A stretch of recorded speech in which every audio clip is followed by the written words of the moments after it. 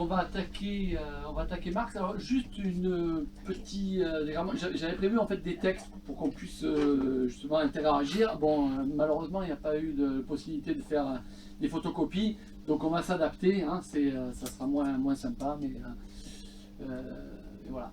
Donc effectivement, la jonction des deux qui crée une véritable démocratie. Hein. Alors, politique, on laisse tomber pour l'instant. C'est sur le plan économique. Ça, bon, vous savez, hein, X pantalons. Hein, et qu'est-ce qu'on va inventer comme une table. Voilà, des tables. Okay, voilà. Et là, donc ils vont produire. Et le test, ils vont se mettre en relation, non pas par téléphone, mais sur le marché. D'accord ? Et le grand problème, c'est que, évidemment, vous avez des marchandises qui sont tout à fait hétérogènes. C'est X pantalon, combien vaut X pantalon par rapport à X brosse à dents. D'accord ? C'est ça le problème de la valeur. Et là, l'économie classique, à partir d'Aristote, dit, mais très simple cette affaire. Ça va être la monnaie. La monnaie. D'accord ? Voilà, c'est la monnaie. C'est la monnaie qui va rendre homogène, hein, qui va rendre équivalent, hein, toutes ces marchandises qui sont hautement hétérogènes. Bon, là, encore une fois, le premier, c'est le grand Aristote. Et là, évidemment, Marx, et c'est à partir de là que Marx arrive, hein, sur la scène historique, Marx, il va dire non, la monnaie, c'est qu'un symptôme, c'est qu'un reflet de quelque chose d'autre. Bon, ça, la réponse est hyper connue. Hein. Évidemment, ce qui va égaliser toutes ces marchandises, c'est le temps de travail. Voilà. C'est le temps socialement nécessaire pour produire. Voilà. Il faut une demi-heure, là aussi, bon bref, donc c'est à valeur égale. Voilà. Donc là, ça, c'est le marché.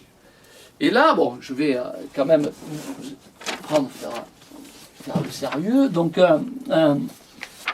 voilà. Vous avez voilà ce que dit notre ami Marx dans le Capital. Dès qu'elle se présente, non plus simplement comme unité du travail utile et du travail créateur de valeur, donc dès qu'elle se présente, hein, non plus comme unité du travail utile et du travail créateur de valeur, mais encore comme unité du travail utile et du travail créateur de plus-value, la production marchande, donc pré-capitaliste, la production marchande devient production capitaliste, c'est-à-dire production marchande sous la forme capitaliste. D'accord ?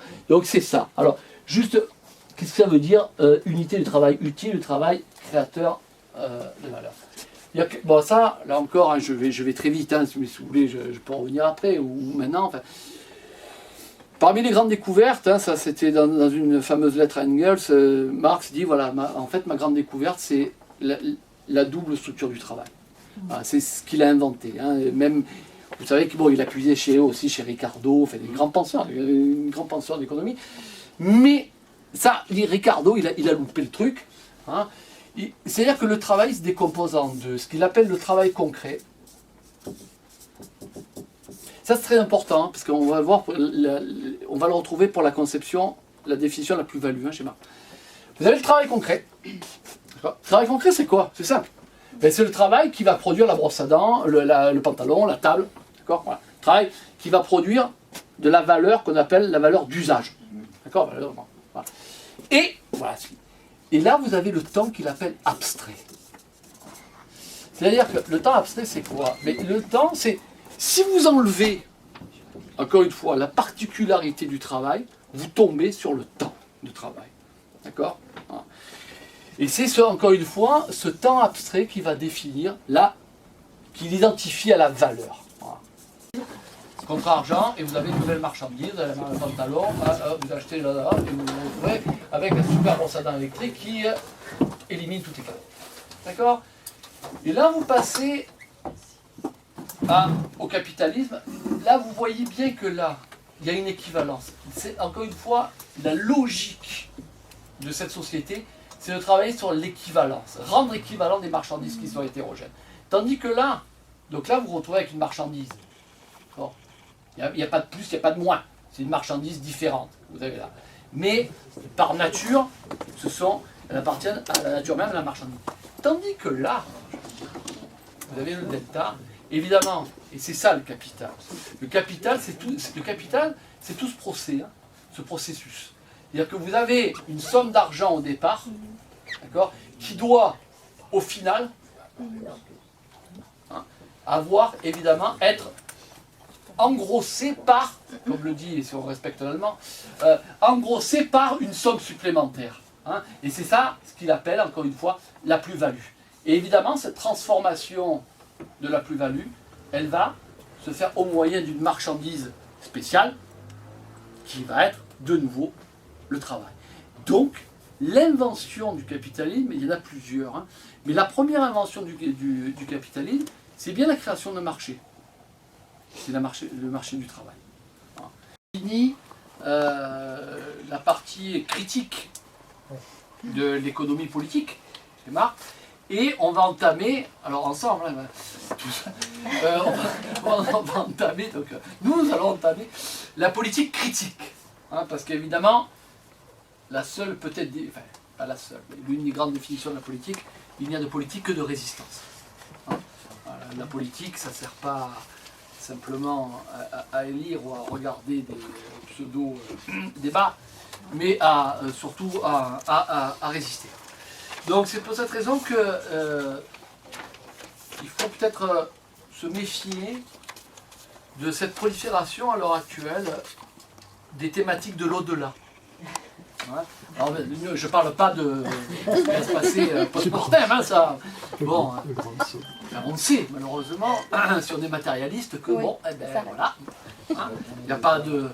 Non, je le regrette, l'âme ne va pas se séparer du corps pour voyager dans le cosmos ou d'aller atteindre le jardin d'Éden. Non, je parle de. Hein, donc, et Marx évidemment ne parle jamais de l'au-delà. Hein. Quand il y a au-delà, c'est un monde fantasmé. Hein. Et d'un monde fantasmé, un fantasme de monde, il n'y a qu'un pas. Hein. Donc, en revanche, Marx parlait de politique de brèche, ou de politique de la brèche.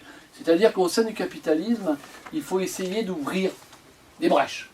Alors, à son époque, il voyait deux brèches. Voilà. Deux brèches qui se mettaient en place. Au sein même du capitalisme, il se mettait en place les coopératives ouvrières. Voilà ce qu'il dit. Bon, je vais être bref, hein, j'ai été très économe dans les citations, donc je vais me venger, si vous voulez. Voilà. Dans le capitalisme, voilà ce qu'il dit.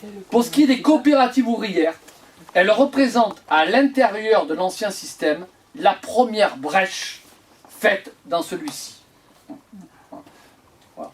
Donc là, lui, il était assez favorable, hein, à la multiplication, hein, de ces expériences ouvrières.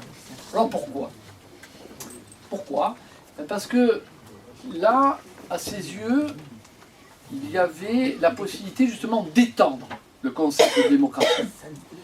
C'est-à-dire qu'effectivement, si on réduit la démocratie à la politique, hein, on ne fera que une pauvre politique, et absolument pas déjà une politique pour les pauvres. Hein.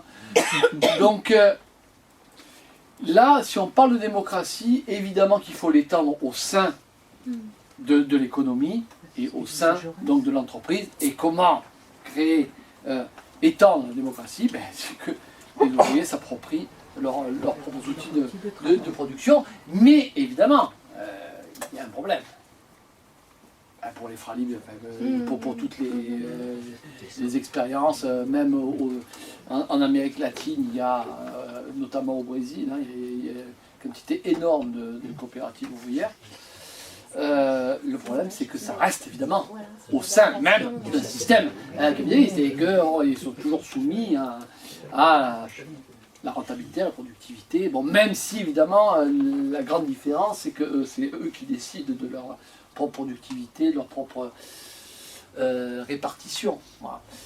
Et alors, je vous en ai déjà parlé, et il voit une autre expérience, c'est l'expérience de la commune.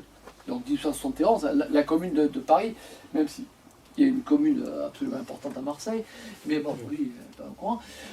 Donc la commune de Paris, et c'est, pour lui, c'est la réalisation de la démocratie. Hein. La réalisation de la démocratie, c'est la commune de Paris.